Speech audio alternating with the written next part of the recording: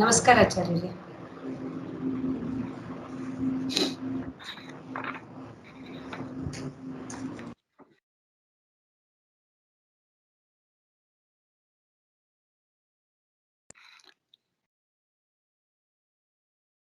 ಶ್ರೀ ಗುರುಭ್ಯೋ ನಮಃ ಪರಮಗುರುಭ್ಯೋ ನಮಃ ಶ್ರೀಮದಾನಂದತೀರ್ಥ ಭಗವತ್ಪಾದಾಚಾರ್ಯ ಗುರುಭ್ಯೋ ನಮಃ.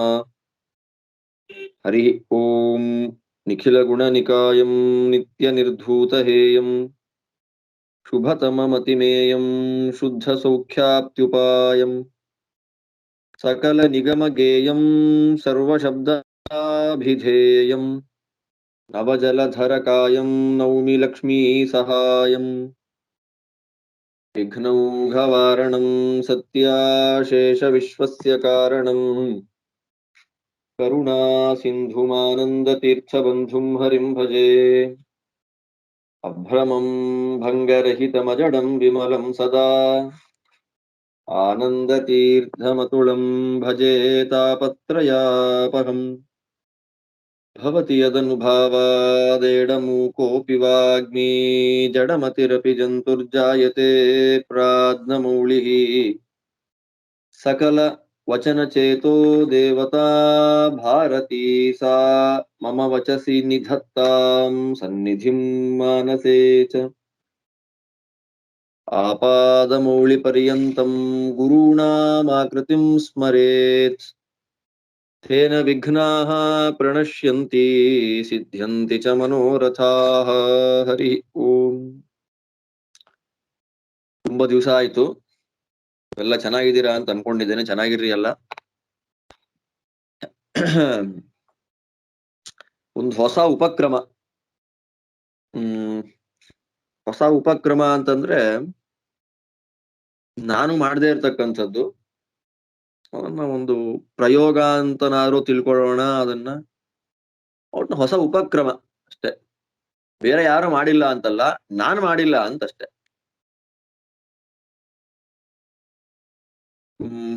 ಈಗ ಒಂದು ಕಮಿಟ್ ಆಗಿದ್ದೇವೆ.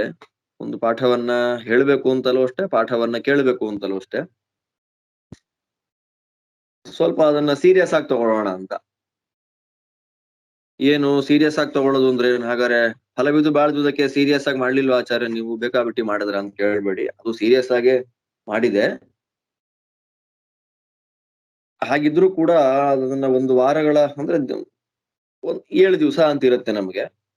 ಆ 7 ದಿವಸದಲ್ಲಿ ವೇದವ್ಯಾಸ ದೇವರ ಮೂಲ ಗ್ರಂಥಗಳನ್ನೇ ಅರ್ಥ ಮಾಡ್ಕೊಳ್ಳೋದು ಅಂತ. ತತ್ರಾಪಿ ಈ ವಿಭಾಗದಲ್ಲಿ ಸ್ತ್ರೀಯರು ಹೆಚ್ಚಾಗಿ ಇರೋದ್ರಿಂದ ವೇದಾರ್ಥಗಳು, ಅದಾದ ನಂತರದಲ್ಲಿ ಉಪನಿಷತ್ತು, ಸೂತ್ರ ಪ್ರಸ್ಥಾನ ಹಾಗೆಲ್ಲ ಪ್ರತೀಕ ಹಿಡ್ಕೊಂಡು ಪಾಠ ಮಾಡ್ಲಿಕ್ಕೆ ಬರೋದಿಲ್ಲ.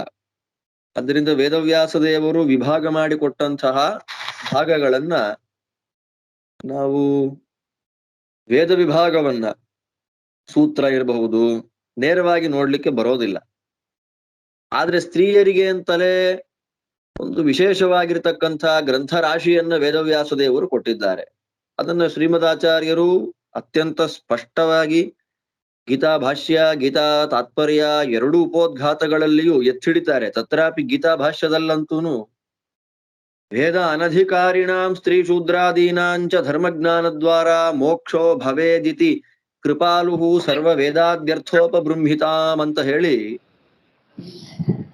ಮಹಾಭಾರತದ ಚಿಂತನೆಯನ್ನ ಮಾಡೋ ಕಾಲಕ್ಕೆ ಏನ್ ಮಹಾಭಾರತ ಬಂದದ್ದು ಯಾರಿಗೆ ಅನ್ನುವ ಪ್ರಶ್ನೆ ಇರ್ಬೇಕಾದ್ರೆ ಅದಕ್ಕೆ ತುಂಬಾ ಚೆನ್ನಾಗಿ ಉತ್ತರ ಕೊಡ್ತಾರೆ.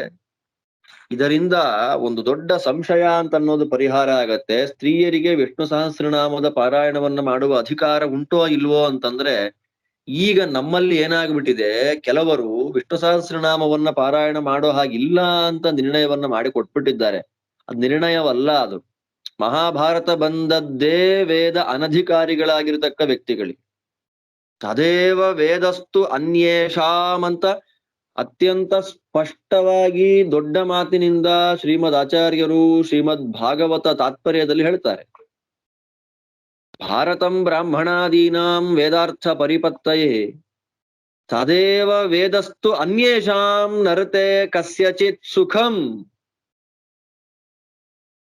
ಮಹಾಭಾರತದ ಪ್ರತಿಯೊಂದು ಸ್ತೋತ್ರ ಭಾಗಗಳಲ್ಲಿಯೂ ಕೂಡ ಶೂದ್ರರು ಪಾರಾಯಣ ಮಾಡುವುದರಿಂದ ಏನಾಗತ್ತೆ, ಏನು ಫಲ? ಶೂದ್ರ ಸುಖಮವಾಪ್ನುಯಾತ್. ವಿಷ್ಣು ಸಹಸ್ರನಾಮದ ಫಲಶ್ರುತಿಯಲ್ಲಿ ಭೀಷ್ಮರು ಸ್ಪಷ್ಟವಾಗಿ ಹೇಳ್ತಾರೆ, ಶೂದ್ರ ಇದನ್ನ ಪಾರಾಯಣ ಮಾಡೋದರಿಂದ ಸುಖ ಬರುತ್ತೆ. ವಿಷ್ಣು ಸಹಸ್ರನಾಮದ್ದೇ ಆಚಾರ್ಯರ ಸಮ್ಮತಿ ಸ್ಪಷ್ಟವಾಗಿದೆ ಇದಕ್ಕೆ. ಹಾಗಿದ್ರೂ ಕೂಡ ಯಾಕೆ ಈ ರೀತಿ ನಮ್ಮಲ್ಲಿ ಒಂದು ಅಂಧ ಪರಂಪರೆ ಬಂದ್ಬಿಡ್ತು ಅಂತ ಅದು ಅರ್ಥ ಆಗೋದಿಲ್ಲ. ಇರ್ಲಿ, ಒಟ್ನಲ್ಲಿ ಆಚಾರ್ಯರು ಏನ್ ಹೇಳ್ತಾರೆ, ವೇದವ್ಯಾಸ ದೇವರ ಗ್ರಂಥರಾಶಿಗಳಲ್ಲಿ 2 ಭಾಗ ಮಾಡ್ತಾರೆ. ಒಂದು ವೇದಗಳ ಅರ್ಥಕ್ಕನುಕೂಲವಾಗಿರ್ತಕ್ಕಂಥ ಬ್ರಹ್ಮಮೀಮಾಂಸಾ ಶಾಸ್ತ್ರ, ಅದನ್ನ ಬ್ರಹ್ಮಸೂತ್ರ ಅಂತ ಕರೀತಾರೆ. ಅದಾದ ನಂತರದಲ್ಲಿ ಯಾರಿಗೆ ವೇದಕ್ಕೆ ಅಧಿಕಾರ ಇಲ್ಲ, ವೇದ ಅಧ್ಯಯನ ಮಾಡುವ ಅಧಿಕಾರ ಯಾರಿಗಿಲ್ಲ, ಬ್ರಹ್ಮ ಬಂಧುಗಳಿಗೆ, ಸ್ತ್ರೀಯರಿಗೆ, ಶೂದ್ರಾದಿಗಳಿಗೆ, ಅವರಿಗೆ ಧರ್ಮಜ್ಞಾನ ದ್ವಾರ ಮೋಕ್ಷವಾಗ್ಲಿ ಎನ್ನುವ ದೃಷ್ಟಿಯಲ್ಲಿ ಕೃಪಾಳುಗಳಾಗಿರ್ತಕ್ಕ ವೇದವ್ಯಾಸ ದೇವರು ಮಹಾಭಾರತವನ್ನ ರಚನೆ ಮಾಡಿದರು. ಅತ್ಯಂತ ಸ್ಪಷ್ಟವಾಗಿರತಕ್ಕಂತಹ ಉಲ್ಲೇಖ ಇರೋದರಿಂದ ಎಲ್ಲ ದಾಸರುಗಳ ಮಾತಿಗೆ ಮಹಾಭಾರತ ಮತ್ತು ವೇದವ್ಯಾಸ ದೇವರೇ ಮೂಲ ಆಗಿರೋದ್ರಿಂದ 5 ದಿವಸಗಳ ಕಾಲ ಮಹಾಭಾರತದ ಮೂಲ ಶ್ಲೋಕಗಳನ್ನ ಪಾಠ ರೂಪದಲ್ಲಿ, ಇದು ಉಪನ್ಯಾಸ ಅಂತ ಅನ್ಕೋಬೇಡ್ರಿ, ಅದಕ್ಕೆ ಹೇಳಿದ್ದು ಒಂದು ಹೊಸ ಉಪಕ್ರಮ ಅಂತ ನಾನು ನಿಮ್ಗೆ ಹೇಳಿದ್ದನ್ನ. 1,00,000 ಶ್ಲೋಕಾತ್ಮಕವಾದ ಮಹಾಭಾರತ, ಒಂದು ತುಂಬಾ ದೊಡ್ಡ ಕೆಲಸಕ್ಕೆ ನಾವು ಕೈ ಹಾಕ್ತಾ ಇದ್ದೇವೆ ಇವತ್ತು. ಇದನ್ನ ಸುಲಲಿತವಾಗಿ ಸ್ಮೂತ್ ಆಗಿ ನಡ್ಸ್ಕೊಂಡು ಹೋಗುವಂಥದ್ದು ಹರಿವಾಯ ಗುರುಗಳ ಮೇಲೆ ನಾವು ಜವಾಬ್ದಾರಿ ಹಾಕಬೇಕು. ನೀವೆಲ್ಲ ಪ್ರಾರ್ಥನೆಯನ್ನ ಮಾಡಬೇಕು ಹರಿವಾಯ ಗುರುಗಳಿಗೆ, ಆಗ್ಲಿ ನಡೀಲಿ ಇದು ಅಂತ. ದೊಡ್ಡ ದೊಡ್ಡ ಕೆಲಸಕ್ಕೆ ನಾವು ಕೈ ಹಾಕ್ತಾ ಇದ್ದೇವೆ. ಕೇವಲ ಸಾರಾಂಶವನ್ನ ಮಾತ್ರ ಚಿಂತನೆ ಮಾಡೋದಲ್ಲ, ಸಮಗ್ರ 1,00,000 ಶ್ಲೋಕವನ್ನು, ಒಂದೊಂದು ಶ್ಲೋಕವನ್ನ ಹೇಳಿ ಅದಕ್ಕೆ ಅರ್ಥವನ್ನು ಹೇಳುವಂಥದ್ದು. ಆ ದೊಡ್ಡ ಪ್ರಯತ್ನಕ್ಕೆ ಇವತ್ತಿನ ದಿವಸ, ದಶಮಿ ದಿವಸ, ನಾವು ಪ್ರಯತ್ನವನ್ನ ಮಾಡ್ತಾ ಇದ್ದೇವೆ. ಹೊಸ ಉಪಕ್ರಮ. 5 ದಿನಗಳ ಕಾಲ ಮಹಾಭಾರತ, ಇನ್ನು 2 ದಿನಗಳ ಕಾಲ ಹರಿದಾಸರ ವಾಂಗ್ಮಯದ್ದು. ಯಾಕೆ 1 ವಾರನೂ ಮಾಡ್ಬೋದಾಗಿತ್ತಲ್ವಾ ಮಹಾಭಾರತವನ್ನ, 2 ದಿನ ಮಾತ್ರ ಯಾಕೆ ಅಂತ ನೀವು ಕೇಳಬಹುದು. ನಾನು ಸ್ವಲ್ಪ ಹರಿದಾಸ ಸಾಹಿತ್ಯವನ್ನ ಓದ್ತೇನೆ, ನನಗೂ ಸ್ವಲ್ಪ ಅಧ್ಯಯನಕ್ಕೆ, ವೈಶಾಲ್ಯಕ್ಕೆ ಅವಕಾಶ ಆಗ್ಲಿ ಎನ್ನುವ ದೃಷ್ಟಿಯಲ್ಲಿ ಅದಕ್ಕೆ ನೀವೆಲ್ಲ ಸಮ್ಮತಿ ನೀಡ್ತೀರಿ ಎನ್ನುವಂತಹ ಒಂದು ಸಲುಗೆಯಲ್ಲಿ ನಾನು ಏನ್ ಮಾಡಿದ್ದೇನೆ, 5 ದಿನಗಳ ಕಾಲ ಮಹಾಭಾರತ ಮೂಲ ಶ್ಲೋಕದ ಇದನ್ನು ಪಾಠಾಂತನೆ, ಇನ್ನು 2 ದಿನಗಳ ಕಾಲ ಹರಿದಾಸರ ಚಿಂತನೆ, ಅದನ್ನ ಮಾಡುವಂತ ಪ್ರಯತ್ನವನ್ನ ಮಾಡೋಣ. ಇದಕ್ಕೆ ನೀವುಗಳು ಮಾಡಬೇಕಾಗಿರತಕ್ಕಂಥ ಕೆಲಸ ಏನು ಅಂದ್ರೆ, ಮಹಾಭಾರತದ ಮೂಲ ಗ್ರಂಥಗಳು ನಿಮ್ಮಲ್ಲಿ ಇರಬೇಕು. ಫಲಿಮಾರು ಮಠದಿಂದ ತುಂಬಾ ದೊಡ್ಡ ಕೆಲಸವನ್ನು ಮಾಡಿದ್ದಾರೆ ಫಲಿಮಾರು ಸ್ವಾಮಿಗಳು. ನಮ್ಮ ವಿದ್ವಾಂಸರಾಗಿರ್ತಕ್ಕಂತಹ ಶೇಷಗಿರಿ ಆಚಾರ್ಯರ ಮೂಲಕ, ಅನೇಕ ವಿದ್ವಾಂಸರುಗಳ ಮೂಲಕ, ನಾನು ಅದರಲ್ಲಿ ಒಬ್ಬ ವಿದ್ವಾಂಸ ಸಂಶೋಧನಾ ಭಾಗದಲ್ಲಿ ಅಂತ ಹೇಳಲಿಕ್ಕೆ ನನಗೂ ಹೆಮ್ಮೆ ಇದೆ. ಸಮಗ್ರ 1,00,000 ಶ್ಲೋಕಾತ್ಮಕವಾಗಿರ್ತಕ್ಕಂಥ ಮಹಾಭಾರತವನ್ನ ಸಂಸ್ಕೃತದಲ್ಲಿ, ಹಾಗೆಯೇ ಕನ್ನಡದಲ್ಲಿ, ಸಂಸ್ಕೃತದಲ್ಲಿ ಕೇವಲ ಮೂಲ ಶ್ಲೋಕಗಳು, ಕನ್ನಡದಲ್ಲಿ ಆಗುವಾಗ ಶ್ಲೋಕ ಮತ್ತು ಅದರ ಅನುವಾದವನ್ನ ಮಾಡಿದ್ದಾರೆ.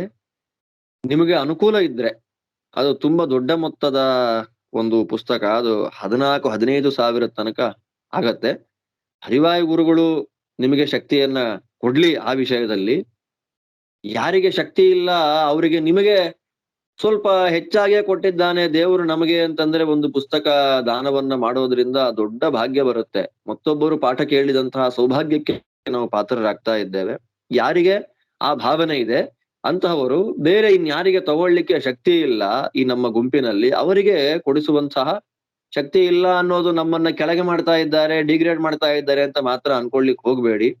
ಒಬ್ಬೊಬ್ಬರ ಯೋಗ್ಯತೆ, ಒಬ್ಬೊಬ್ಬರ ಅವಸ್ಥೆಗಳು, ಒಬ್ಬೊಬ್ಬರ ವ್ಯವಸ್ಥೆಗಳು ಬೇರೆ ಬೇರೆ ಇರುವ ಕಾರಣದಿಂದ ನಾನು ಈ ಮಾತು ಹೇಳ್ಬೇಕಾಯ್ತು. ಪುಸ್ತಕವನ್ನ ತಗೊಳ್ಳಿ, ಪುಸ್ತಕವನ್ನ ತಗೊಂಡು, ಇದು ಪಾಠ ಆದ್ದರಿಂದ ಪುಸ್ತಕ ತಗೊಂಡು ಶ್ಲೋಕಗಳನ್ನ ಹಾಗೇ ಫಾಲೋ ಮಾಡ್ತಾ ಬಂದ್ರೆ ತುಂಬಾ ಅನುಕೂಲ ಆಗತ್ತೆ. ತುಂಬಾ ಕಡಿಮೆಯ ರೇಟಿನಲ್ಲಿ ಸುಮಾರು ಪುಸ್ತಕಗಳನ್ನ ದೊಡ್ಡ ಪರಿಮಾರ ಸ್ವಾಮಿಗಳು ತುಂಬಾ ದೊಡ್ಡ ಕೆಲಸವನ್ನ ಮಾಡ್ತಿದ್ದಾರೆ. ಅದ್ ಇಟ್ಕೊಂಡ್ರೆ ನಿಮಗೆ ಪಾಠಕ್ಕೆ ತುಂಬಾ ಅನುಕೂಲ ಆಗತ್ತೆ. ಮತ್ತೆ ನೀವ್ ಇನ್ನೂ ಒಂದು ಕೆಲಸ ಮಾಡಬಹುದು. ವೇದವ್ಯಾಸ ದೇವರ ಗ್ರಂಥಗಳನ್ನ ಬರೆಯೋದು ಅಂತಂದ್ರೆ ತುಂಬಾ ದೊಡ್ಡ ಪುಣ್ಯವನ್ನ ಕೊಡತಕ್ಕಂಥದ್ದು. ನಮಗೆ ಬರುವ ಜನ್ಮಗಳು ಈಗ ನಾವ್ ಎಷ್ಟು ಈ ಜನ್ಮದಲ್ಲಿ ಸಾಧನೆ ಮಾಡ್ಕೊಂಡಿದ್ದೇವೋ ನಮ್ಗದು ಗೊತ್ತಿಲ್ಲ. ಅದು ನಮ್ ಮನಸ್ಸಿಗೆ ಬಿಟ್ಟಿದ್ದು. ಹಿಂದೆ ತಿರುಗಿ ನೋಡಿದಾಗ, ಸಿಂಹಾವಲೋಕನವನ್ನು ಮಾಡಿದಾಗ ನಾನು ಏನ್ ನೋಡಿದ್ದೇನೆ, ನನ್ನ ಸಾಧನೆ ಎಲ್ಲಿದೆ ಅಂತ ನಮ್ಮನ್ನ ಮನಸ್ಸಿಗಿರತ್ತೆ. ಆದ್ದರಿಂದ ಅದು ಬರುವ ಜನ್ಮಗಳಲ್ಲಿ ಇನ್ನು ಹೆಚ್ಚು ಅಧ್ಯಯನ ಮಾಡುವ ಯೋಗ್ಯತೆಯನ್ನ ಭಗವಂತ ಕೊಡ್ಲಿ. ಅದಕ್ಕೆ ಸಾಧಕವಾಗಿರತಕ್ಕಂತಹ ಶರೀರವನ್ನ ಕೊಡ್ಲಿ ಎನ್ನುವ ದೃಷ್ಟಿಯಲ್ಲಿ ನೀವೇನ್ ಮಾಡಬಹುದು ಅಂತಂದ್ರೆ, ಈ ದಿನಕ್ಕೆ ಎಷ್ಟು ಶ್ಲೋಕಗಳು ಪಾಠವಾಗತ್ತೋ ಅಷ್ಟು ಶ್ಲೋಕಗಳು ನೀವು ಬರ್ದಿಟ್ಕೊಂಬಿಡಿ. ರೆಕಾರ್ಡಿಂಗ್ ಹೇಗೆ ಇದ್ದೇ ಇರುತ್ತೆ. ನಾನ್ ನಿಧಾನವಾಗಿ ಹೇಳ್ತೇನೆ. ನಾನು ನಿಧಾನವಾಗಿ ಶ್ಲೋಕವನ್ನ ಹೇಳ್ತೇನೆ. ಇದು ಪಾಠ ಆದ್ದರಿಂದ ಪ್ರವಚನ ಅಲ್ಲ, ಪಾಠ ರೂಪದಲ್ಲಿ ಮಹಾಭಾರತ ಆದ್ದರಿಂದ ನಾನು ಆದಷ್ಟು ನಿಧಾನವಾಗಿ ಶ್ಲೋಕ ಹೇಳ್ತೇನೆ. ಯಾರಿಗೆ ಪುಸ್ತಕ ಇಲ್ಲ, ಪುಸ್ತಕ ತಗೊಳ್ಲಿಕ್ಕೆ ಆಗೋದಿಲ್ಲ ಅಂಥವರು ಶ್ಲೋಕವನ್ನ ಕೇಳಿ ಬರೆದ್ರೆ ಎಂಥ ಭಾಗ್ಯ ಇದೆ ಗೊತ್ತಾ. ಆಚಾರ್ಯರ ಬ್ರಹ್ಮಸೂತ್ರ ಭಾಷ್ಯದ ಒಂದ್ ಅಕ್ಷರವನ್ನ ಬರೆದ್ರೆ ಎಂಥ ಭಾಗ್ಯ ಇದೆ. ಆಚಾರ್ಯರಿಗೆ ಗುರುಗಳು ಸಾಕ್ಷಾತ್ ಭಗವಂತ ವ್ಯಾಸರೂಪದಿಂದ ಬರೆದಿರತಕ್ಕ ಮಹಾಭಾರತವನ್ನ ನಾವು ಬರೆದ್ರೆ ಎಂಥ ಭಾಗ್ಯ ಇದೆ ನಮಗೆ. ಬರುವ ಜನ್ಮಗಳಲ್ಲಿ ನಮಗೆ ಭಗವಂತ ಶುದ್ಧ ವೈಷ್ಣವ ಜನ್ಮಗಳನ್ನ ಕೊಡ್ತಾನೆ. ಅಷ್ಟು ಶ್ರೇಷ್ಠವಾದ ಕೃತಿ ಶ್ರೀಮನ್ ಮಹಾಭಾರತ. ಅದೊಂದು ನೀವು ಮಹಾ ಪ್ರಯತ್ನವನ್ನ ಮಾಡಿ. ಇದು ಅತ್ಯಂತ ಪ್ರಯತ್ನ ಸಾಧ್ಯವಾಗಿರ್ತಕ್ಕಂಥದ್ದು. ದಿನಕ್ಕೆ ಎಷ್ಟು ಶ್ಲೋಕ ಆಗತ್ತೋ ಅಷ್ಟು ಶ್ಲೋಕಗಳನ್ನ ನೋಟಿನಲ್ಲಿ ಬರಿತಾ ಹೋಗೋದು. ಒಂದೊಂದು ಪರ್ವಗಳಾಗ್ತಾ ಇದ್ದ ಹಾಗೆಯೇ, ಮತ್ತೆ ನಾನು ಮೊದಲೇ ಹೇಳ್ತೇನೆ, ಇದು ಕಥಾ ಭಾಗ ಆದ್ರಿಂದ ಅಂಥ ಕ್ಲಿಷ್ಟಕರವಾದ ಪ್ರಮೇಯ ಇದೆ ಇದರಲ್ಲಿ, ಇಲ್ಲ ಅಂತ ಅನ್ಕೋಬೇಡ್ರಿ. ತುಂಬಾ ಚೆನ್ನಾಗಿರುತ್ತೆ ಮಹಾಭಾರತ. ಶ್ಲೋಕಗಳ ಒಂದು ಪಾಠ ಆದ್ದರಿಂದ ನೀವೇನ್ ಮಾಡ್ಬೇಕು ಅಂದ್ರೆ, ನಾನು ಒಂದೊಂದು ಅಧ್ಯಾಯಗಳಿಗೋ ಅಥವಾ ಒಂದು ಪರ್ವಗಳಿಗೋ ಒಂಥರ ಕ್ವಶನ್ ಆನ್ಸರ್ ತರ, ಕ್ವಿಜ್ಗಳ ತರ ಅದಿರತ್ತೆ. ಅದಕ್ಕೆ ನೀವು ಮಹಾಭಾರತವನ್ನ ನಾವು, ಯಾಕೆಂದ್ರೆ ವೇದ ಪ್ರವಚನಗಳು ಬೇಕಾದಷ್ಟು ಕೇಳ್ತಾ ಇರ್ತೇವೆ. ನಮ್ ಪ್ರವಚನಗಳು ಬೇಕಾದಷ್ಟು ಕೇಳ್ತೇವೆ. ಅದಕ್ಕೆ ಕೇಳಿದ್ದೆಲ್ಲ ತಲೆಯಲ್ಲಿ ಉಳಿಯೋದಿಲ್ಲ. ಯಾಕೆ, ಅದು ಪ್ರವಚನಕ್ಕೆ ಅಂತಲೇ ಹೋಗೋದು. ತಲೆಗೆ ಬುದ್ಧಿ ಬರಬೇಕು, ಜ್ಞಾನ ಬರಬೇಕು ಅಂತ ಹೋಗೋದಲ್ಲ ಅಲ್ಲಿಗೆ. ಆದ್ದರಿಂದ ಜ್ಞಾನಕ್ಕಾಗಿ ಕೂಡುವಂತಹದ್ದು ಪಾಠ. ಆದ್ದರಿಂದ ಮಹಾಭಾರತ ನಮ್ಗೆ ಎಷ್ಟು ಒಳಗೆ ಇಳಿದಿದೆ ಅನ್ನೋದನ್ನ ನಾವು ನೋಡ್ಬೇಕಲ್ವಾ. ಇಳಿದಿದೆ ಅನ್ನೋಕ್ಕಿಂತ ನಾವು ಮಹಾಭಾರತವನ್ನ ಒಳಗೆ ಇಳಿಸ್ಕೊಳ್ಬೇಕಲ್ವಾ. ಆ ಪ್ರಯತ್ನ ಇದಾಗ್ಲಿ. ನಾವೇ ಮಾಡ್ತಿರತಕ್ಕಂಥ ಈ ಪ್ರಯತ್ನಕ್ಕೆ ಹರಿವಾಯ ಗುರುಗಳು ಬೆಂಬಲವಾಗಿ ನಿಂತ್ಕೊಳ್ಳಿ. 1,00,000 ಶ್ಲೋಕ ಇದೆ. ಎಷ್ಟು ದಿನ ಆಗತ್ತೆ ಅಂತ ಗೊತ್ತಿಲ್ಲ, ವರ್ಷಗಳಾಗತ್ತೆ ಗೊತ್ತಿಲ್ಲ. ಆಗ್ಲಿ, ಹರಿವಾಯ ಗುರುಗಳು ಹೇಳುವಂತಹ ಒಂದು ಪೇಶನ್ಸ್ ಅನ್ನ ನನಗ್ ಕೊಡ್ಲಿ. ಹೆಚ್ಚಾಗಿ ಅರ್ಧದಲ್ಲಿ ಬಿಡದೆ ಪರಿಪೂರ್ಣವಾಗಿ ಕೇಳುವಂತಹ ಸೌಭಾಗ್ಯವನ್ನ ನಿಮಗೆ ಕೊಡ್ಲಿ ಭಗವಂತ ಅಂತ ನಾನು ಆರಂಭದಲ್ಲಿ ಹರಿವಾಯ ಗುರುಗಳಲ್ಲಿ, ಉಡುಪಿ ಕೃಷ್ಣದೇವರಲ್ಲಿ ಪ್ರಾರ್ಥನೆಯನ್ನ ಮಾಡಿಕೊಳ್ತಾ ಮತ್ತೆ ಹೇಳ್ತಾ ಇದ್ದೇನೆ. ಹೊಸ ಉಪಕ್ರಮ ಇದು, ಪಾಠ ರೂಪದಲ್ಲಿ ಹೇಳೋದಾದ್ರಿಂದ ನೀವೆಲ್ಲರೂ ಕೂಡ ರೆಕಾರ್ಡಿಂಗ್ ಹೇಗಿದ್ರು ಇದ್ದೇ ಇರುತ್ತೆ. ಸಮಸ್ಯೆ ಏನಿಲ್ಲ. ಶ್ಲೋಕಗಳನ್ನ ಏನಪ್ಪಾ ಹೇಳ್ಬಿಟ್ರಲ್ಲ ಇವರು ಬರೀಲೇಬೇಕಾ ಅಂತ ಅನ್ಕೊಳ್ಬೇಡ್ರಿ. ಯಾರಿಗೆ ಆಸಕ್ತಿ ಇದೆಯೋ, ಬರುವ ಜನ್ಮಗಳಲ್ಲಿ ಶ್ರೇಷ್ಠವಾಗಿರ್ತಕ್ಕಂಥ ಸದ್ವೈಷ್ಣವ ಜನ್ಮ, ಸಾಧಕ ಜನ್ಮ ಬೇಕು, ಈಗ ನಾವು ಶುರು ಮಾಡಿರ್ತಕ್ಕಂಥ ಸಾಧನೆ ವ್ಯರ್ಥವಾಗದೆ ಕಂಟಿನ್ಯೂ ಆಗಬೇಕು ಅನ್ನುವ ಬಯಕೆ ಯಾರಿಗಿದೆಯೋ ಅವ್ರು ಅವಶ್ಯವಾಗಿ ಬರೀರಿ. ಎಷ್ಟಾಗತ್ತೋ ಅಷ್ಟು. ಅದನ್ನ ನಾವು ನಮ್ಮ ಮನೆಯಲ್ಲಿ ಪ್ರತಿ ವರ್ಷ ಆಗತಕ್ಕಂಥ ವೇದವ್ಯಾಸ ಸರಸ್ವತಿ ಪೂಜೆಗಿಟ್ಟು ಪೂಜೆ ಮಾಡಿದಾಗ ಎಷ್ಟು ನಮಗೆ ಮನಸ್ಸಿಗೆ ಆನಂದ, ಹರಿವಾಯ ಗುರುಗಳಿಗೆ ಪ್ರೀತಿ ಅಲ್ವಾ. ಅದಾಗ್ಲಿ ಎನ್ನುವ ದೃಷ್ಟಿ ನಂದಷ್ಟೇ, ಇನ್ನೇನೂ ಇಲ್ಲ. ಇವತ್ತಿಂದ ಶುರು ಮಾಡ್ತಾ ಇದ್ದೆ. ನೀವೆಲ್ಲರೂ ಕೂಡ ನಿಮ್ಮ ಗುರುಗಳ ಅಂತರ್ಯಾಮಿಯಾಗಿರ್ತಕ್ಕಂಥ, ನಿಮ್ಮ ಕುಲದೇವತೆಗಳ ಅಭಿನ್ನನಾಗಿರ್ತಕ್ಕಂತಹ, ವಿಘ್ನಗಳನ್ನ ಪರಿಹಾರ ಮಾಡತಕ್ಕಂಥ ನರಸಿಂಹದೇವರು, ಅವರ ಅಭಿನ್ನನಾಗಿರ್ತಕ್ಕಂತಹ ಶ್ರೀಮನ್ ಮಹಾಭಾರತ ಪ್ರತಿಪಾದ್ಯ ಭೈಷ್ಮೀ ಸತ್ಯಭಾಮಾ ಸಮೇತನಾದ ಗೋಪಾಲಕೃಷ್ಣ, ಅದಭಿನ್ನನಾಗಿರ್ತಕ್ಕಂಥ ಗ್ರಂಥವನ್ನ ಬರೆದು ನಮಗೆ ಪರಮಾನುಗ್ರಹವನ್ನ ಮಾಡಿರ್ತಕ್ಕಂಥ ವೇದವ್ಯಾಸ. ಈ ರೂಪಗಳಲ್ಲಿ ಭಕ್ತಿಯಿಂದ ಪ್ರಾರ್ಥನೆ ಮಾಡ್ಕೊಳ್ರಿ. ಒಂದು ಹೊಸ ಉಪಕ್ರಮ ಶ್ಲೋಕ ಶ್ಲೋಕಾರ್ಥಗಳ ಅನುಸಂಧಾನವನ್ನ ಮಾಡುವಂತ ದೊಡ್ಡ ಕೆಲಸವನ್ನ ನಾವು ಆರಂಭ ಮಾಡ್ತಾ ಇದ್ದೇವೆ. ಆರೋಗ್ಯ, ಅದಕ್ಕೆ ಬೇಕಾಗಿರ್ತಕ್ಕ ಸಾತ್ವಿಕವಾದ ಆಹಾರ, ಅದಕ್ಕೆ ಬೇಕಾಗಿರ್ತಕ್ಕ ಸಾತ್ವಿಕ ಸಂಪತ್ತು, ಇದೆಲ್ಲವನ್ನ ಕೊಟ್ಟು ಇವತ್ತು ನಾವು ಶುರು ಮಾಡ್ತಾ ಇರ್ತಕ್ಕಂಥ ಈ ದೊಡ್ಡ ಜ್ಞಾನ ಸತ್ರವನ್ನ ಭಗವಂತ ನಿರ್ವಿಘ್ನವಾಗಿ ನಡೆಸಿ ನಮ್ಮಿಂದ ಸಾಧನೆಯನ್ನ ಮಾಡಿಸ್ಲಿ ಅಂತ ನೀವೆಲ್ಲ ಭಕ್ತಿಯಿಂದ ಪ್ರಾರ್ಥನೆಯನ್ನ ಮಾಡ್ಕೊಳ್ರಿ. ಅಲ್ಲಲ್ಲೇ ನೀವು ಕೂತಲ್ಲಿಯೇ ಪ್ರಾರ್ಥನೆ ಮಾಡಿ ಶ್ರೀ ಗುರುಭ್ಯೋ ನಮಃ ಅಂತ ಹೇಳ್ಕೊಳ್ರಿ.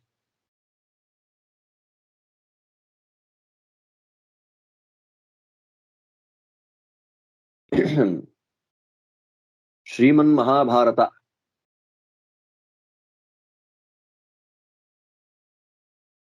ನಿರ್ಣಯ ಶಾಸ್ತ್ರಗಳಲ್ಲಿ ಅತ್ಯಂತ ಶ್ರೇಷ್ಠವಾದ ಕೃತಿ.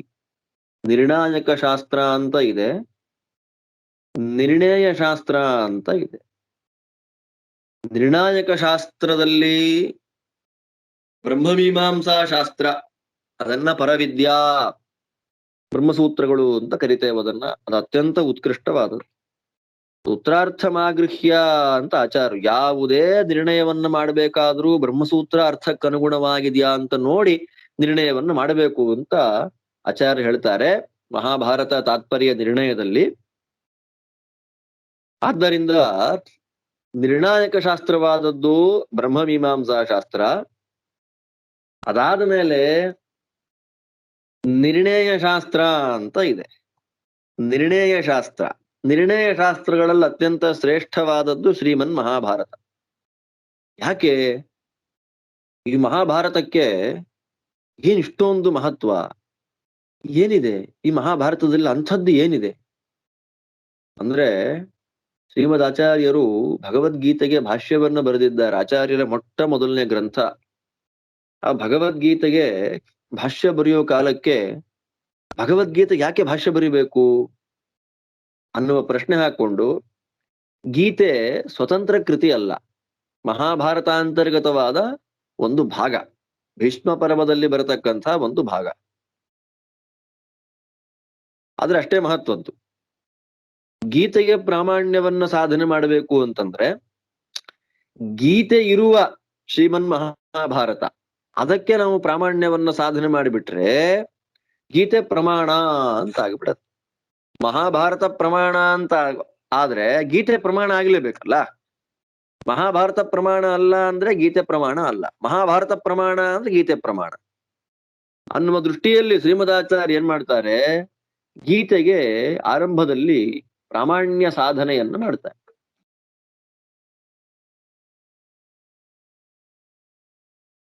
ಮಹಾಭಾರತಕ್ಕೆ ವೈಶಿಷ್ಟ್ಯ ಯಾಕೆ, ಮಹಾಭಾರತ ಎಂಥ ಗ್ರಂಥ ಅನ್ನೋದನ್ನು ನಮಗೆ ತಿಳಿಸಿಕೊಡ್ತಾರೆ. ಆಚಾರ್ಯರ ಮಾತನ್ನೇ ನೋಡಿಬಿಟ್ರೆ ಪ್ರಾಬ್ಲಮ್ ಇರುತ್ತೆ. ನಷ್ಟ ಧರ್ಮಜ್ಞಾನ ಲೋಕ ಕೃಪಾಲುಭಿಹಿ ಬ್ರಹ್ಮ ರುದ್ರೇಂದ್ರಾದಿಭಿರರ್ಥಿತೋ ಜ್ಞಾನ ಪ್ರದರ್ಶನಾಯ ಭಗವಾನ್ ವ್ಯಾಸಃ ಅವತತಾರ. ಧರ್ಮಜ್ಞಾನಗಳು ನಶ ಅದರ್ಶನೆ ಅಂತ ಧಾತು. ಅದೇನಾಗ್ಬಿಟ್ಟಿದೆ, ಸಂಸಾರ ನಿವೃತ್ತಿಗೆ ಅನುಕೂಲವಾಗಿರತಕ್ಕಂತಹ ಕರ್ಮ, ಅನುಸಂಧಾನ ಇಟ್ಟು ಮಾಡತಕ್ಕಂಥ ಕರ್ಮ, ಅದನ್ನ ಹೇಳ್ತಕ್ಕಂಥ ಶಾಸ್ತ್ರ ನಷ್ಟ ಆಗ್ಬಿಟ್ಟಿದೆ. ಗೌತಮ ಶಾಪ ನಮಗೆಲ್ಲ ಗೊತ್ತಿದೆ. ಆಗ ಬ್ರಹ್ಮರುದ್ರೇಂದ್ರಾದಿಭಿರರ್ಥಿತ, ಬ್ರಹ್ಮರುದ್ರಾದಿಗಳೆಲ್ಲ ಭಗವಂತನಲ್ಲಿ ಪ್ರಾರ್ಥನೆ ಮಾಡ್ತಾರೆ. ಯಾಕೆ? ಲೋಕ ಕೃಪಾಲುಭಿಹಿ ಬ್ರಹ್ಮರುದ್ರೇಂದ್ರಾದಿಭಿರರ್ಥಿತ. ಲೋಕ ಕೃಪಾಳುಗಳು, ಲೋಕದ ಮೇಲೆ, ಲೋಕ ಅಂದ್ರೆ ಸಾತ್ವಿಕ ವರ್ಗದ ಮೇಲೆ ಮಹಾ ಕರುಣೆ. ಸಾಧನೆ ಮಾಡ್ಕೊಳ್ಳಿ, ಸಾಧನೆಯಿಂದ ಯಾಕೆ ದೂರ ಇದ್ದಾರೆ ಅವರೆಲ್ಲ, ಅಯ್ಯೋ ಸಾಧನೆ ಆಗ್ತಿಲ್ವಲ್ಲ ಅವ್ರಿಗೆ ಅಂತ ನಾವು ಸಾಧನೆ ಮಾಡದೇ ಇದ್ರೆ ದುಃಖ ಯಾರಿಗಾಗತ್ತೆ ಅಂದ್ರೆ ದೇವತೆಗಳಿಗೆ. ಅಯ್ಯೋ ಮಾಡ್ತಾ ಇಲ್ವಲ್ಲ ಅವರು, ಮಾಡಿಸ್ಬೇಕು ಅವ್ರನ್ನ, ಒಳ್ಳೆ ದಾರಿ ತರ್ಬೇಕು ಅವ್ರನ್ನ ಅಂತ ಅವ್ರು ಮಾಡ್ತಾರೆ. ನಮ್ಮ ಅಂತ ಬ್ರಹ್ಮರುದ್ರ ಇಂದ್ರಾದಿಗಳೆಲ್ಲರೂ ಕೂಡ ಭಗವಂತನಲ್ಲಿ ಪ್ರಾರ್ಥನೆ ಮಾಡಿ, ಆ ಪ್ರಾರ್ಥನೆಗೆ ಅನುಗುಣವಾಗಿ ಭಗವಂತ ಕಾಣದೇ ಇದ್ದಂತಹ ಜ್ಞಾನವನ್ನ ಮತ್ತೆ ತೋರಿಸಲಿಕ್ಕಾಗಿ ವ್ಯಾಸನಾಗಿ ಅವತಾರ ಮಾಡ್ತಾನೆ. ಅವತಾರ ಮಾಡಿ ಇಷ್ಟಾನಿಷ್ಟ ಪ್ರಾಪ್ತಿ ಪರಿಹಾರ ಸಾಧನ ಅದರ್ಶನಾತ್. ಇಷ್ಟ ಪ್ರಾಪ್ತಿಗೆ ಯಾವುದು ಸಾಧನ, ಅನಿಷ್ಟ ನಿವೃತ್ತಿಗೆ ಯಾವುದು ಸಾಧನ, ನಮ್ಗೇನು ಗೊತ್ತಿಲ್ಲ. ಯಾವುದನ್ನ ಮಾಡೋದ್ರಿಂದ ನಮಗೆ ಆತ್ಯಂತಿಕವಾದ ಇಷ್ಟ ಪ್ರಾಪ್ತಿ ಆಗತ್ತೆ, ಯಾವುದನ್ನ ಮಾಡೋದ್ರಿಂದ ಅನಿಷ್ಟ ಪರಿಹಾರ ಆಗತ್ತೆ, ಇದು ಯಾವುದೂ ಕೂಡ ಗೊತ್ತಿಲ್ಲದೆ ಮತ್ತು ವೇದಾರ್ಥ ಅಜ್ಞಾನಾಚ, ವೇದಾರ್ಥಗಳ ತಿಳುವಳಿಕೆ ಇಲ್ಲದೆ ಸಂಸಾರದಲ್ಲಿ ಒದ್ದಾಡ್ತಾ ಇದ್ದಂತಹ ವೇದಕ್ಕೆ ಅನಧಿಕಾರಿಗಳಾಗಿರತಕ್ಕಂತಹ ಸ್ತ್ರೀ ಶೂದ್ರಾದಿಗಳಿಗೆ ಧರ್ಮಜ್ಞಾನದ್ವಾರ ಮೋಕ್ಷವಾಗಲಿ ಎನ್ನುವ ದೃಷ್ಟಿಯಿಂದ ಅತ್ಯಂತ ಕೃಪಾಳುವಾಗಿರತಕ್ಕಂತಹ ಭಗವಂತ ಸರ್ವ ವೇದಾರ್ಥಗಳಿಂದ ಕೂಡಿದ, ವೇದಗಳಲ್ಲಿಯೂ ಹೇಳದ ಕೇವಲ ಭಗವಂತನಲ್ಲಿ ಮಾತ್ರ ಇರುವ ಅರ್ಥಗಳಿಂದ ಯುಕ್ತವಾದ ತದನುಕ್ತ ಕೇವಲ ಈಶ್ವರ ಜ್ಞಾನ ದೃಷ್ಟರ್ಥಯುಕ್ತ, ಕೇವಲ ಈಶ್ವರ ಜ್ಞಾನ ದೃಷ್ಟರ್ಥಯುಕ್ತ, ಈಶ್ವರನಲ್ಲಿಯೇ ಅಂದ್ರೆ ಭಗವಂತನ ಜ್ಞಾನದಲ್ಲಿಯೇ ಇರುವಂತಹ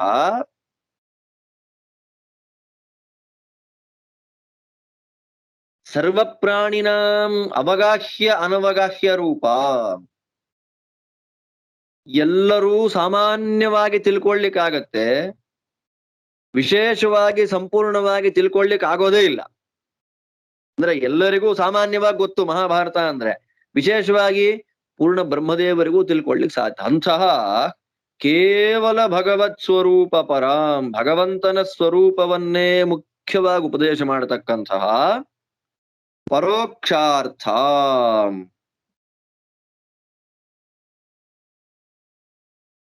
ಪರೋಕ್ಷಾರ್ಥ ಧರ್ಮ ಉಪದೇಶ ಮಾಡತಕ್ಕಂತಹ, ಮುಖ್ಯವಾಗಿ ಭಗವಂತನ ಸ್ವರೂಪವನ್ನ ಪ್ರತಿಪಾದನೆ ಮಾಡತಕ್ಕಂತಹ ಪರೋಕ್ಷಾರ್ಥ, ಅತ್ಯಂತ ಗೂಢವಾದ ಅರ್ಥದಿಂದ ಕೂಡಿದ ಮಹಾಭಾರತ ಸಂಹಿತಾಂ ಅಚೀಕ್ಲಿಪತ್, ಮಹಾಭಾರತವೆನ್ನುವ ಲಕ್ಷ ಶ್ಲೋಕಾತ್ಮಕವಾಗಿರತಕ್ಕಂಥ ಸಂಹಿತೆಯನ್ನ ರಚನೆ ಮಾಡಿದ. ಇದು ಶ್ರೀಮದ್ ಆಚಾರ್ಯರು ಕೊಡತಕ್ಕಂತಹ ಉಪೋದ್ಘಾತ. ಅಂದ್ರೆ ಅವರ ಮಾತು, ನಾನು ಇಲ್ಲಿ ತನಕ ಹೇಳಿದ್ದು ಶ್ರೀಮದಾಚಾರ್ಯರ ಮಾತು. ಅದಕ್ಕೆ ಅವರೇ ನಾರಾಯಣ ಅಷ್ಟಾಕ್ಷರ ಕಲ್ಪ ಎನ್ನುವಂತ ಗ್ರಂಥವನ್ನ ಪ್ರಮಾಣತ್ವೇನ ಉದಾಹರಣೆ ಮಾಡಿ, ನಾನು ಹೇಳಿದ್ದು ಕೇವಲ ನನ್ನ ಮಾತಲ್ಲ, ಇಲ್ಲಿದೆ ಅಂತ ಹೇಳಿ, ಲೋಕೇಶಾಹ ಬ್ರಹ್ಮ ರುದ್ರಾದ್ಯಾಹ ಸಂಸಾರೇ ಕ್ಲೇಶಿನಂ ಜನಂ ವೇದಾರ್ಥ ಅಗ್ನಂ ಅಧಿಕಾರ ವರ್ಜಿತಂಚ ಸ್ತ್ರೀಯಾಧಿಕಂ. ನೋಡಿ, ನಾನು ಅದಕ್ಕೆ ಒತ್ತು ಹೇಳ್ತಾ ಇದ್ದೇನೆ, ಇದು ಶ್ರೀಮದಾಚಾರ್ಯರನ್ನು ನೋಡಿದಾಗ ಮಾತ್ರ ನಮ್ಗೆ ಗೊತ್ತಾಗುವಂಥದ್ದು. ಯಾರೋ ಬೇರೆಯವ್ರ ಮಾತನ್ನ ಕೇಳಿ ನಾವು ಮರಳಾಗಿ ಬಿಟ್ರೆ ಸಾಧನೆಯಿಂದ ನಾವು ದೂರ ಆಗಿಬಿಡ್ತೇವ್ರಿ. ಆಚಾರ್ಯ ನೋಡ್ಬೇಕು ನಾವು. ವೇದಾರ್ಥ ತಿಳಿಯಲಿಕ್ಕೆ ಅನಧಿಕಾರಿಗಳು, ತಾತ್ವಿಕರೂ ಆಗಿರತಕ್ಕಂತಹ ಸ್ತ್ರೀಯರು, ಶೂದ್ರರು, ಬ್ರಹ್ಮಬಂಧುಗಳೇ ಮೊದಲಾಗಿರತಕ್ಕ ಸುಜನ ವರ್ಗಕ್ಕೆ ಸಾಧನೆ ಆಗಲಿ ಎನ್ನುವ ಕಾರುಣ್ಯದಿಂದ ಬ್ರಹ್ಮರುದ್ರಾದಿಗಳಿಂದ ಪ್ರಾರ್ಥಿತರಾಗಿರತಕ್ಕಂತಹ ವೇದವ್ಯಾಸದೇವರು ಪ್ರಸನ್ನರಾಗಿ ಭಗವಂತ ವೇದವ್ಯಾಸನಾಗಿ ಅವತಾರ ಮಾಡಿ ವೇದಕ್ಕಿಂತಲೂ ಶ್ರೇಷ್ಠ ಅಂತ ಕರೆಯಲ್ಪಡುವ, ವೇದಾದಪಿ ಪರಂಚಕ್ರೆ ಪಂಚಮಂ ವೇದಮುತ್ತಮಂ, ವೇದಕ್ಕಿಂತಲೂ ಮಿಗಿಲಾದ ಮಹಾಭಾರತ ಎನ್ನುವಂತಹ ಪಂಚಮ ವೇದ ಸಂಹಿತೆಯನ್ನ ರಚನೆ ಮಾಡಿದ. ಆದ್ದರಿಂದ ಮಹಾಭಾರತ ಎಷ್ಟು ದೊಡ್ಡ ಕೃತಿ, ಅಧ್ಯಯನ ಮಾಡ್ಲಿಕ್ಕೆ ಅಧಿಕಾರಿಗಳು ಯಾರ್ಯಾರು ಅಂತ ಹೇಳಿದಾಗ ಆಯ್ತಿಲ್ಲ.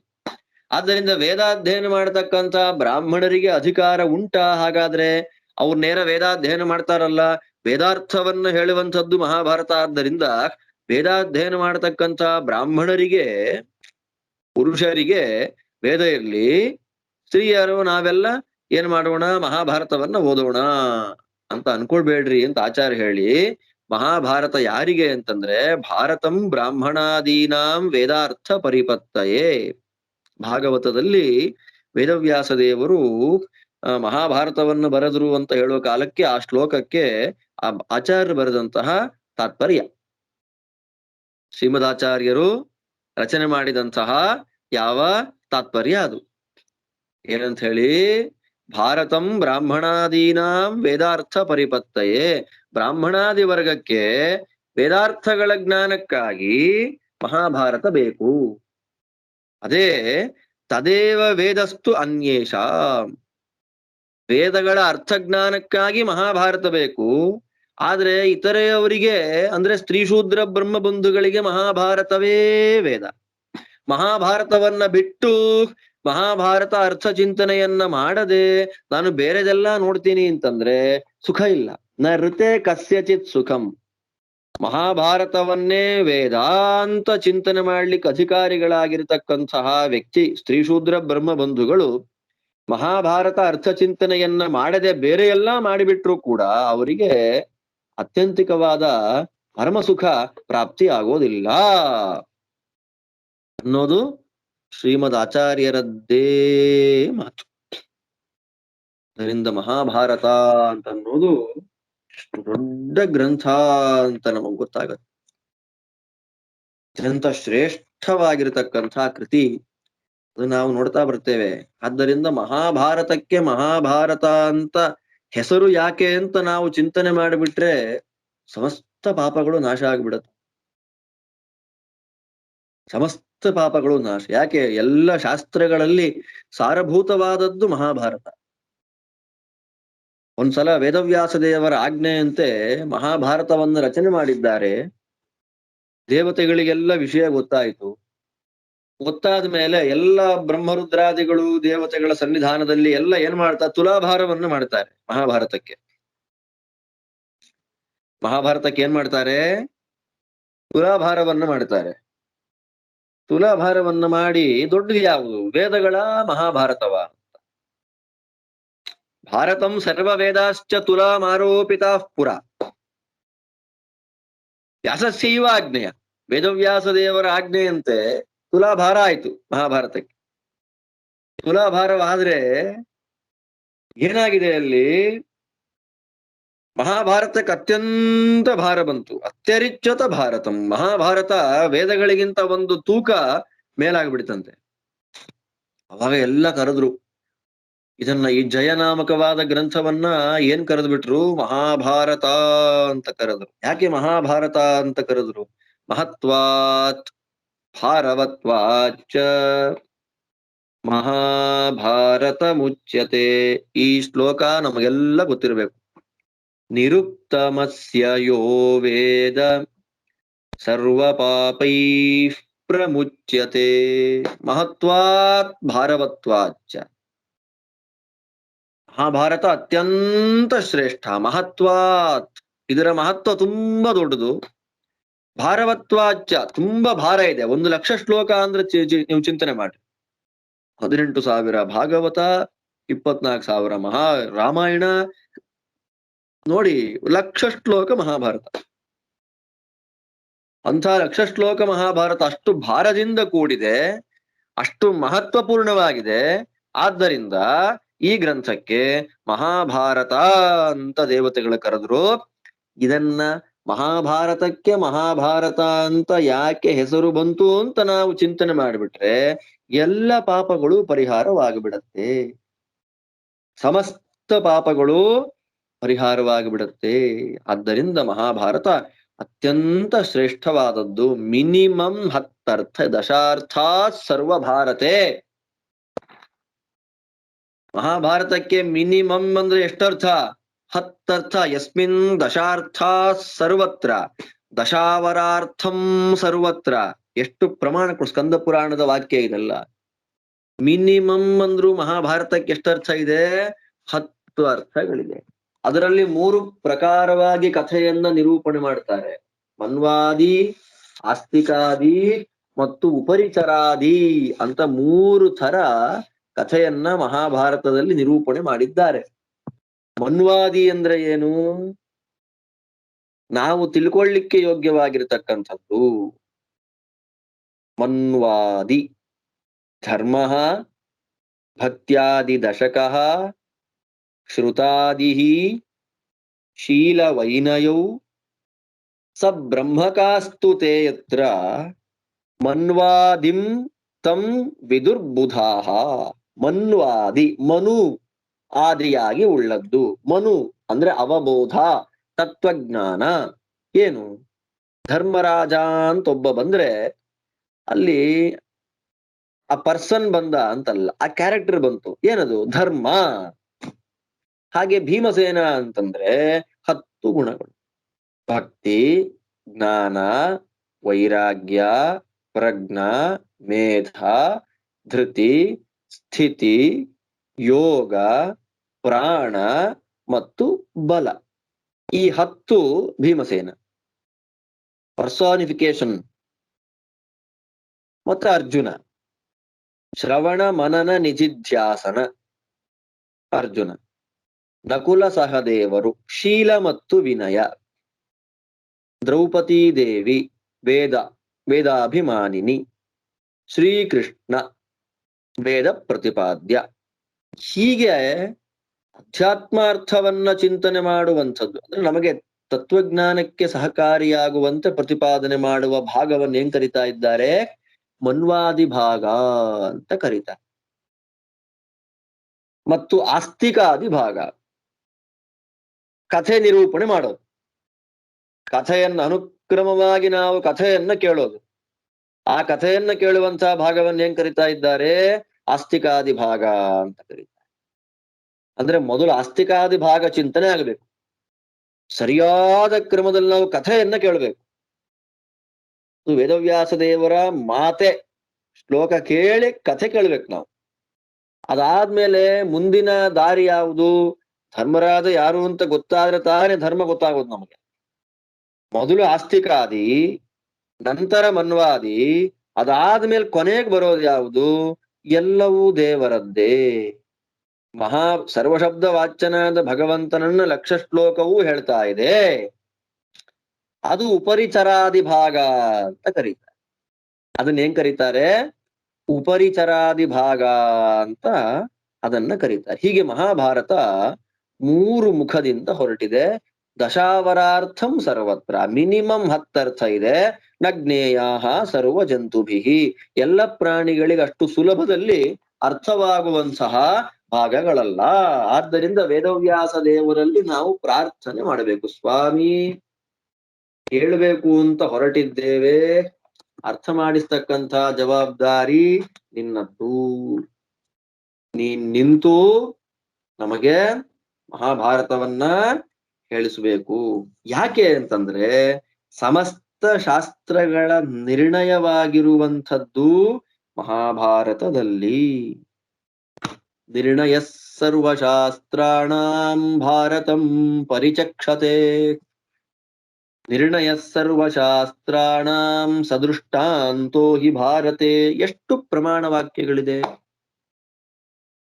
ಒಂದು ಶಾಸ್ತ್ರಾರ್ಥವನ್ನ ಹೇಳ್ತಾರೆ ಅಂತಂದ್ರೆ ಅದಕ್ಕೆ ದೃಷ್ಟಾಂತ ನಾವೆಲ್ಲಿ ನೋಡಬಹುದು? ಮಹಾಭಾರತ ನೋಡ್ಬೇಕು. ಒಂದು ಶಾಸ್ತ್ರಾರ್ಥ, ಒಂದು ಶಾಸ್ತ್ರ ನಿರ್ಣಯ, ಅದೆಲ್ಲಕ್ಕೂ ದೃಷ್ಟಾಂತ ಮಹಾಭಾರತದಲ್ಲಿ ಇದೆ.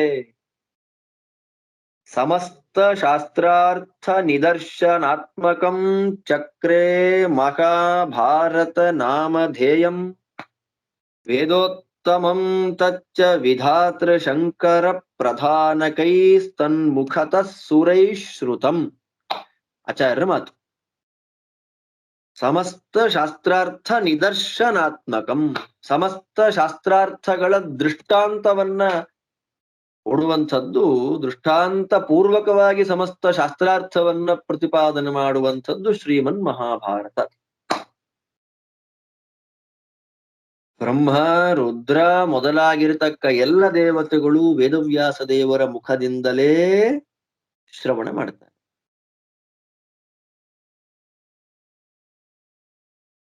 ಭಗವಂತನ ಅತ್ಯದ್ಭುತವಾಗಿರತಕ್ಕಂತಹ ಅಧ್ಯಾತ್ಮ ಸಂದೇಶ, ಬರೀ ಒಂದ್ ಸಂದೇಶ ಅಲ್ಲ, ಸಂದೇಶ ಸಹಸ್ರ ಗರ್ಭಿತವಾದದ್ದು.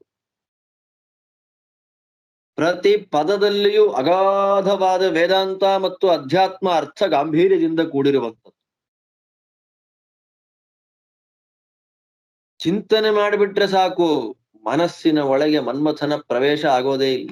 ಅದ ದುರಾಸೆ ಬರೋದೇ ನೆಕೃತ ಕೋಟಿ ಕಂದರ್ಪ ದರ್ಪಸ್ಯ. ಭಗವಂತನ ಅನಂತ ಕಲ್ಯಾಣ ಗುಣಗಳನ್ನ ವರ್ಣನೆ ಮಾಡತಕ್ಕಂಥ ಹೇಗಿದೆ ನೋಡಿ ಮಹಾಭಾರತದ ಮಹಾತ್ಮೆ. ಇಂಥ ಅತ್ಯಂತ ಶ್ರೇಷ್ಠವಾಗಿರತಕ್ಕಂಥ ಕೃತಿ ಮಹಾಭಾರತ ಅಷ್ಟು ಚೆನ್ನಾಗಿದೆ.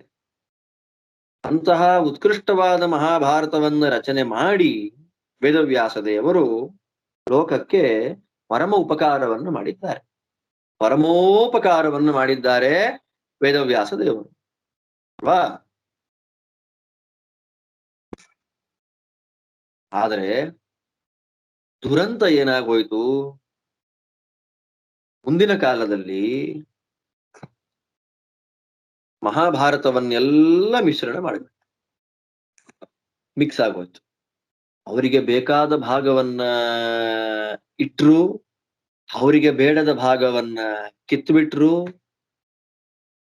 ವ್ಯತ್ಯಾಸ ಮಾಡಿಬಿಟ್ರು. ಮತ್ತೆ ಲಿಪಿಕಾರರು ಯಾವುದೋ ಹಳೇ ಪುಸ್ತಕ ಇದೆ, ಹಾಳಾಗ್ತಾ ಇದೆ, ಅದನ್ನ ನೋಡಿ, ಅವಾಗ ಪ್ರಿಂಟ್ ಮೀಡಿಯಾ ಇರ್ಲಿಲ್ವಲ್ಲ, ಅವಾಗೆಲ್ಲ ಬರೆಯುವಂತಹ ವ್ಯಕ್ತಿಗಳಲ್ಲಿ ಏನೋ ಪಾಪ ಹಸಿವಿನಿಂದ ಬರೆಯೋದು, ಆಗುವಂತ ಹಸಿವಿನಿಂದ ಕೆಲವು ಶಬ್ದ ಗುಳುಮಾಗ್ಬಿಡುತ್ತೆ, ಊಟ ಮಾಡಿದ್ಮೇಲೆ ಬರೀಲಿಕ್ಕೆ ಕೂತ್ಕೊಳ್ಳುವಂಥದ್ದು, ಆಯಾಸದಿಂದ ಊಟ ಆದ್ಮೇಲೆ ಬರತಕ್ಕಂಥ ಒಂದು ಸ್ವಭಾವದಿಂದ ಹೊರಟು ಹೋಗುತ್ತೆ, ರಾತ್ರಿ ಬರೆಯುವಾಗ ನಿದ್ರೆಯಲ್ಲಿ ಪ್ರಮಾದವಶಾತ್ ಹೊರಟು ಹೋಗುತ್ತೆ. ಹೀಗೆಲ್ಲ ಏನಾಗೋಯ್ತು, ಮಹಾಭಾರತ ವ್ಯತ್ಯಸ್ತವಾಯಿತು, ಅಂತರಿತವಾಯಿತು, ಪ್ರಕ್ಷಿಪ್ತವಾಯಿತು, ಪ್ರಮಾದದಿಂದ ಹೊರಟು ಹೋಯಿತು, ಕೋಟ್ಯಂಶವೂ ಸಿಗಲಿಲ್ಲ, ದೇವದುರ್ಗಮ ಆಗಿಬಿಡ್ತು. ಆಗ ಏನ್ ಮಾಡ್ತಾರೆ, ಶ್ರೀಮನ್ ಮಹಾಭಾರತ ಅರ್ಥ ಚಿಂತನೆಯನ್ನ ಕೊಡಬೇಕು ತಾತ್ವಿಕ ವರ್ಗಕ್ಕೆ ಅಂತ ಭಗವಂತನಿಂದ ಅಜ್ಞಪ್ತರಾಗಿರತಕ್ಕ ವಾಯುವತಾರ ಭೂತರಾದ ಶ್ರೀಮದ್ ಆನಂದ ತೀರ್ಥ ಭಗವತ್ಪಾದಾಚಾರ್ಯರು ಸಮಗ್ರ ಮಹಾಭಾರತಕ್ಕೆ ಶ್ಲೋಕ ವ್ಯಾಖ್ಯಾನವಲ್ಲದಿದ್ದರೂ ಅರ್ಥ ನಿರ್ಣಯಾತ್ಮಕವಾಗಿರತಕ್ಕಂತಹ ಗ್ರಂಥವನ್ನು ಬರುತ್ತೆ. ಅದೇ ಮಹಾಭಾರತ ತಾತ್ಪರ್ಯ ನಿರ್ಣಯ. ಪ್ರತಿ ಶ್ಲೋಕಕ್ಕೆ ವ್ಯಾಖ್ಯಾನ ಇಲ್ಲ, ಆದ್ರೆ ನೂರಾರು ಮಹಾಭಾರತ ಶ್ಲೋಕಗಳನ್ನ ಉಲ್ಲೇಖ ಮಾಡಿದ್ದಾರೆ. ಆದ್ದರಿಂದ ಆಚಾರ್ಯರು ಕೊಟ್ಟ ಕ್ರಮದಲ್ಲಿ ಇವತ್ತು ನಾವೇನ್ ಮಾಡಬಹುದು, ಮಹಾಭಾರತದ ಮೂಲ ಪಾಠವನ್ನ ನಿರ್ಧಾರ ಮಾಡ್ಲಿಕ್ಕಾಗತ್ತೆ. ಅಂದ್ರೆ ಪೂರ್ಣವಾಗಿ ಅಲ್ಲ, ಸಮಸ್ಯೆ ಆಯ್ತು. ಆಚಾರ್ಯರಾದ್ಮೇಲೆ 150 ವರ್ಷಕ್ಕೆ 200 ವರ್ಷಕ್ಕೆ ಲಾತವ್ಯ ನಾಮಕ ರುಜುದೇವತೆ ವಾದಿರಾಜ ಸ್ವಾಮಿಗಳಾಗ ಅವತಾರವನ್ನು ಮಾಡಿದಾಗ ಶ್ರೀಮನ್ ಮಹಾಭಾರತಕ್ಕೆ ಲಕ್ಷಾಲಂಕಾರ ಅಂತ ಒಂದು ಗ್ರಂಥವನ್ನ ರಚನೆ ಮಾಡ್ತಾರೆ. ತುಂಬಾ ಸುಂದರವಾಗಿರತಕ್ಕಂಥ ಕೃತಿ ಲಕ್ಷಾಲಂಕಾರ.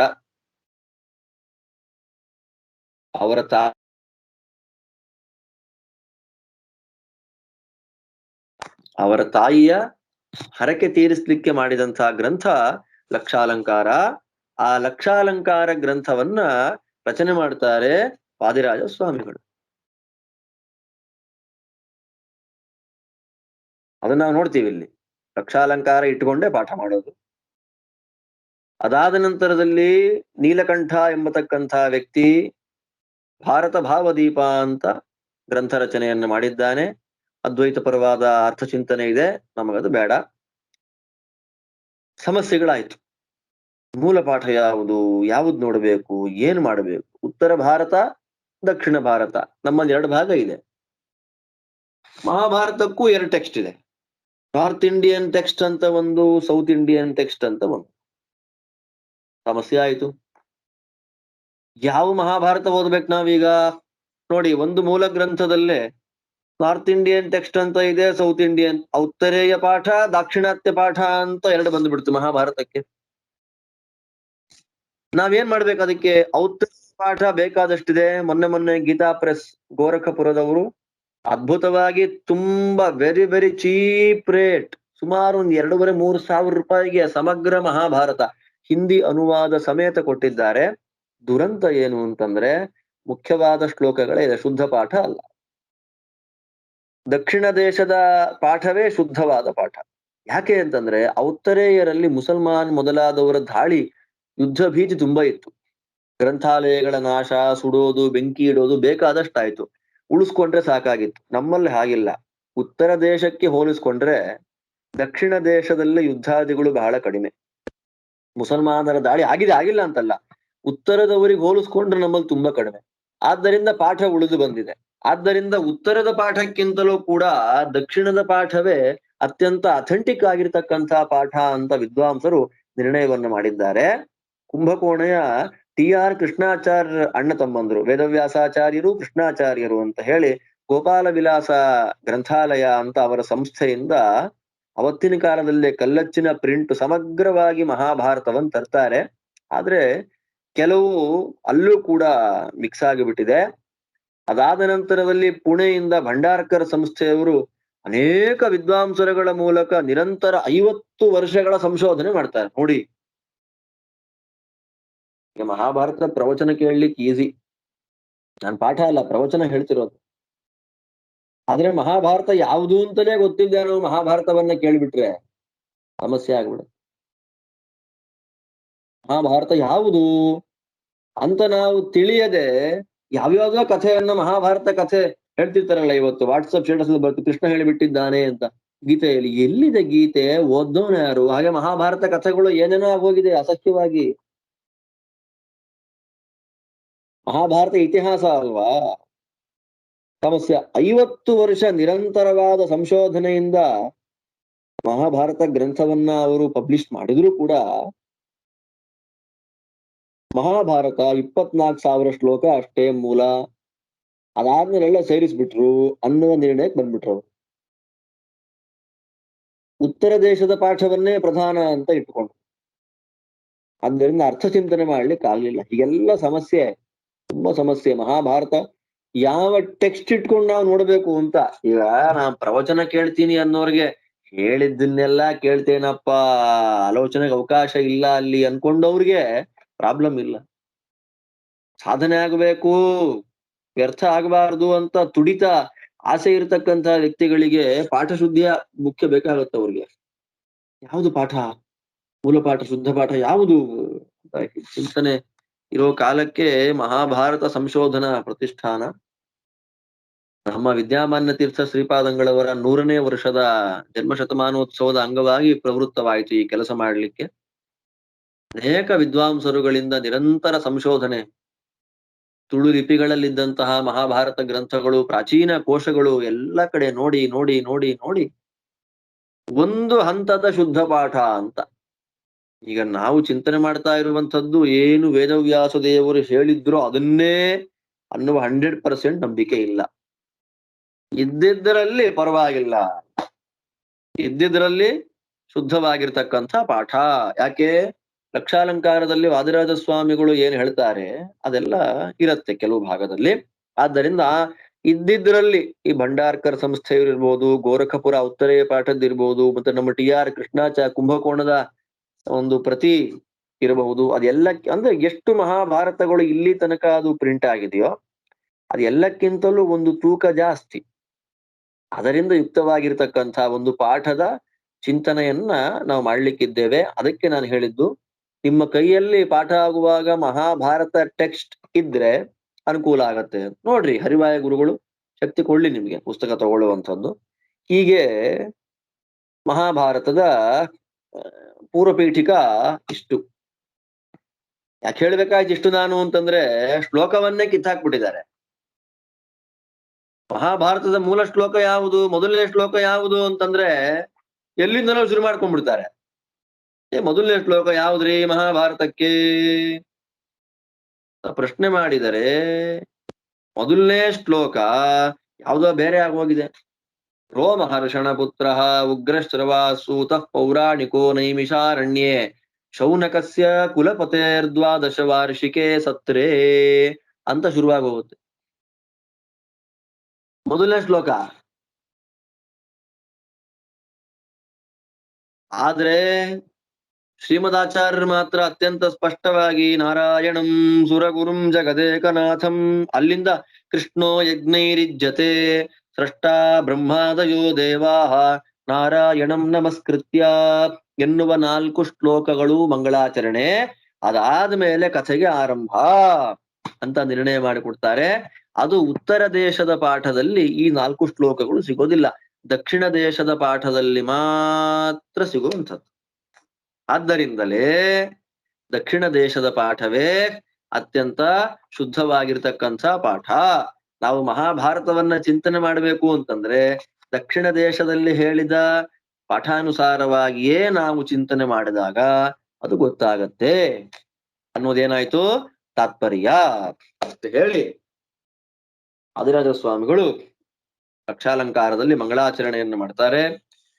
ಓಂ ವ್ಯಾಸಾಯ ಪ್ರತಿಮೇತಿಹಾಸಲಚನೋಲ್ಲಾಸಾಯ ದುರ್ವಾದಿನಾಂ ತ್ರಾಸಾಯ ಸಕರಾಯ ಸತ್ಸುಕೃತ ವಿಶ್ವಾಸಾಯ ದೋಷದ್ವಿಷೇ ಆಸಾಯ ಮುನರಮ್ಯತೋಯ ಸದೃಶಾಯಾಸಾಯ ಮಾಸೇ ವಿನೆ ದಾಸಾಯ ಅಭಯದಾಯ ಮಧ್ವಗುರು ಹೃದ್ವಾಸಾಯ ತುಭ್ಯಂ ನಮಃ. ರಕ್ಷಾಲಂಕಾರದ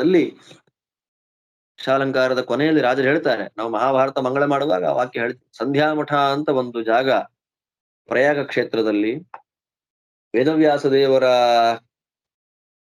ಮಂತ್ರವನ್ನ ಜಪ ಮಾಡ್ತಾ ವೇದವ್ಯಾಸ ದೇವರ ಧ್ಯಾನವನ್ನ ವಾದಿರಾಜ ಸ್ವಾಮಿಗಳು ಮಾಡುವಂತಹ ಕಾಲದಲ್ಲಿ ವೇದವ್ಯಾಸ ದೇವರು ಪ್ರತ್ಯಕ್ಷರಾಗಿ ಬರ್ತಾರೆ. ಪ್ರತ್ಯಕ್ಷರಾಗಿ ಬಂದು ನೀನು ಮಹಾಭಾರತಕ್ಕೆ ವ್ಯಾಖ್ಯಾನ ಮಾಡಬೇಕು ಅಂತ ಆದೇಶ ಮಾಡ್ತಾರೆ. ಅವರ ಆದೇಶದಂತೆ ನಾನೀ ಗ್ರಂಥವನ್ನು ರಚನೆ ಮಾಡಿದ್ದೇನೆ ಅಂತ ವಾದಿರಾಜರೇ ಹೇಳ್ತಾರೆ. ಆಗ ವೇದವ್ಯಾಸ ದೇವರು ವಾದಿರಾಜ ಸ್ವಾಮಿಗಳಿಗೆ ದರ್ಶನ ಕೊಟ್ಟಾಗ ವೇದವ್ಯಾಸ ದೇವರ ಮುಂದೆ ನಿಂತು ವಾದಿರಾಜ ಸ್ವಾಮಿಗಳು ಮಾಡಿದ ಪ್ರಾರ್ಥನೆ ರಕ್ಷಾಲಂಕಾರದ ಮಂಗಳಾಚರಣೆ ನಾನೀಗ ಹೇಳಿದ್ದು. ಅಪ್ರತಿಮ ಇತಿಹಾಸ ರಚನೋಲ್ಲಾಸಾಯ, ಅಪ್ರತಿಮವಾಗಿರತಕ್ಕ ಮಹಾಭಾರತವೆಂಬ ಇತಿಹಾಸವನ್ನ ರಚನೆ ಮಾಡಿದವನು. ದುರ್ವಾದಿನಾಂ ತ್ರಾಸ ಆಯಾಸಕರಾಯ, ದುರ್ವಾದಿಗಳಿಗೆ ತ್ರಾಸ ಮತ್ತು ಆಯಾಸಗಳನ್ನ ಕೊಡತಕ್ಕಂಥವನು. ಸತ್ಸಕೃತ ವಿಶ್ವಾಸಾಯ, ಸಜ್ಜನರಲ್ಲಿ ವಿಶೇಷವಾದ ವಿಶ್ವಾಸವನ್ನ ಅನುಗ್ರಹವನ್ನ ಮಾಡತಕ್ಕಂಥವನು. ದೋಷದ್ವಿಷೇ, ಯಾವುದೇ ರೀತಿಯಾಗಿರ್ತಕ್ಕ ದೋಷವನ್ನೂ ದ್ವೇಷ ಮಾಡುವವನು, ಅಂದ್ರೆ ದೋಷ ದೂರನು. ಆಸಾ ಯಾಮುನ ರಮ್ಯ ತೋಯ ಸದೃಶಾಯಾಸಾಯ ಮಾಸೇವಿನಿ, ಯಮುನೆಯು ಕಪ್ಪಾಗಿರುವಂತೆ ನೀಲಿ ಬಣ್ಣ ಕಪ್ಪು ಬಣ್ಣದ ಆಕಾರದವನು. ದಾಸಾಯ ಅಭಯದಾಯ, ದಾಸರಿಗೆ ಅಭಯವನ್ನ ಕೊಡತಕ್ಕಂಥವನು. ಮಧ್ವಗುರು ಹೃದ್ವಾಸಾಯ, ಶ್ರೀಮದ್ ಆನಂದ ತೀರ್ಥ ಭಗವತ್ ಪಾದಾಚಾರ್ಯರ ಹೃದಯದಲ್ಲಿ ವಾಸ ಮಾಡತಕ್ಕಂಥವನು ಆದ ವ್ಯಾಸಾಯ ವೇದವ್ಯಾಸ ದೇವರೇ ತುಭ್ಯಂ ನಮಃ, ನಿನಗೆ ನಮಸ್ಕಾರ. ಆರಂಭ ಮಂಗಳಾಚರಣೆಯನ್ನ ಮಾಡಿ ಅಗಾಧ ವ್ಯಾಸ ಬೋಧಾಬ್ಧೌ ನಿಗೂಢಾ ಶಬ್ದರಾಶಯ ನ ವಿವೇದಯಿತುಂ ಶಕ್ಯಾಃ ಮಾದೃಶೈರ್ಮಂದ ಬುದ್ಧಿಭಿಃ. ಅಗಾಧವಾದದ್ದು ವೇದವ್ಯಾಸ ದೇವರ ಬೋಧ ಸಾಗರ. ಹಾಗಿರ್ಬೇಕಾದ್ರೆ ವೇದವ್ಯಾಸ ದೇವರ ಶಬ್ದ ನಮ್ ಅರ್ಥ ಆಗೋಯ್ತು. ಆಗತ್ತೇನ್ರಿ? ನಾನು ವೇದವ್ಯಾಸ ದೇವರ ಶಬ್ದಗಳನ್ನ ಅರ್ಥ ಮಾಡ್ಕೊಳ್ತೇನೆ. ನಮ್ಮಂಥ ನೋಡಿ ವಾದಿರಾಜ್ ಹೇಳ್ತಾರೆ, ನಮ್ಮಂಥ ಮಂದ ಬುದ್ಧಿಗಳಿಗೆ ವೇದವ್ಯಾಸ ದೇವರ ಮಾತು ಅರ್ಥ ಆಗೋದಿಲ್ಲ. ಆದರೂ ಕೂಡ ಪ್ರಕ್ರಾಂತಾರ್ಥಾನುಸಾರೇಣ ಶಿಕ್ಷಾ ಶೂನ್ಯ ಪದಸ್ಯ ಚ ಅರ್ಥಂ ಕಥಂಚಿದ್ ವಕ್ಷ್ಯಾಮಿ ತತ್ ಕ್ಷಂತವ್ಯಂ ಮಹಾತ್ಮಭಿಗಿ. ವೇದವ್ಯಾಸ ದೇವರ ವಾಕ್ಯಗಳಿಗೆ ಅರ್ಥವನ್ನ ಹೇಳುವಂತಹ ಪ್ರಯತ್ನವನ್ನ ಮಾಡ್ತೇನೆ.